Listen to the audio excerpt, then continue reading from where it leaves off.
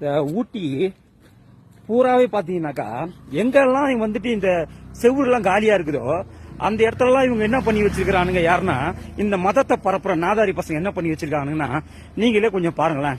அதாவது எல்லா செவத்துலயுமே மோஸ்ட்லி ஒரு சின்ன பிட்டி இடம் கூட அவங்க விடுறது கிடையாது. இங்க பாருங்க, நல்லா படிங்க. நீ தேடும் நிம்மதி இயேசு தருகிறார், நீ தேடும் நிம்மதி இயேசு தருகிறார். இந்த மாதிரி இவனுங்க எல்லா இடத்துலயுமே இயேசு அழைக்கிறார், இயேசு உணர்ச்சி வசப்படுகிறார். இங்க பாருங்க, இங்க பாருங்க, ஜீசஸ் சேவ்ஸ் யூ. எல்லா மொழியிலுமே. அதாவது என்ன பிரச்சனைனா இந்த கருப்பு சட்ட நாதாரிங்க இருக்கிறாங்க பாருங்க, இவனுங்களுக்கு இந்த இயேசுனாக்கா ஒன்னும் சொல்ல மாட்டானுங்க, அல்லாஹ்னா ஒன்னும் சொல்ல மாட்டானுங்க.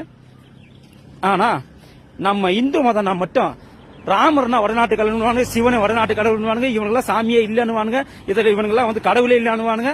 ஆனா இதை மாதிரி இவனுங்க ஊட்டி ஃபுல்லா எழுதி வச்சிருக்கானுங்க. ஒரு கருப்பு சட்ட நாதாரி கூட இதை பத்தி பேச மாட்டான். இந்த கருப்பு சட்டை, இந்த பேமானி பசங்க, இந்த பொட்ட பசங்க இருக்கானு பாருங்க, இந்து மதம்னா மட்டும்தான் அவனுக்கு எல்லாமே பொத்திக்கின்னு வரும், 9 துவாரமும் திறந்துக்கும். ஆனா மத்த மதம்னா மட்டும் அப்படியே மகிழ்ச்சியோட அப்படியே என்னத்த மலத்தை எடுத்து அப்படியே சாக்லேட் மாதிரி சாப்பிடுவானுங்க. யாரு? இந்த கருப்பு சட்டை கண்ணியவானுங்க. ஹாய் ஃப்ரெண்ட்ஸ், அனைவருக்குமே வணக்கம்.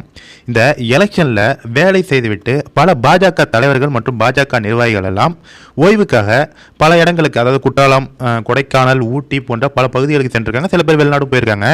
இந்த நிலையில் ஊட்டி சென்ற பாஜக பிரமுகர் திரு சதீஷ்குமார் அவர்கள் பல அதிர்ச்சிகரமான வீடியோ ஒன்றை வெளியிட்டிருக்காரு. அதில் வந்து பார்த்தீங்கன்னா ஊட்டியில் திட்டமிட்டு மதத்தை பரப்பும் அங்கே ஒரு குரூப் வந்து மதத்தை பரப்பிட்டு இருக்காங்க.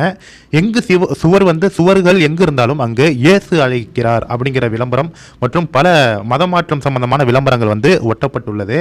அதை பற்றி நம்ம பாஜக பிரமுகர் கடுப்பாகி ஒரு வீடியோ வெளியிட்டிருக்காரு. என்னதான் நடக்குது ஊட்டியில் அப்படின்னு நமக்கு தெரியல. ஏன்னா தமிழகம் முழுக்க வந்து பார்த்தீங்கன்னா இந்த கடந்த 2 ஆண்டுகள், அதாவது திமுக ஆட்சி வந்ததுக்கு பிறகு வந்து இதே மாதிரி சம்பவங்கள் அதிகரித்து கொண்டே வந்துள்ளது.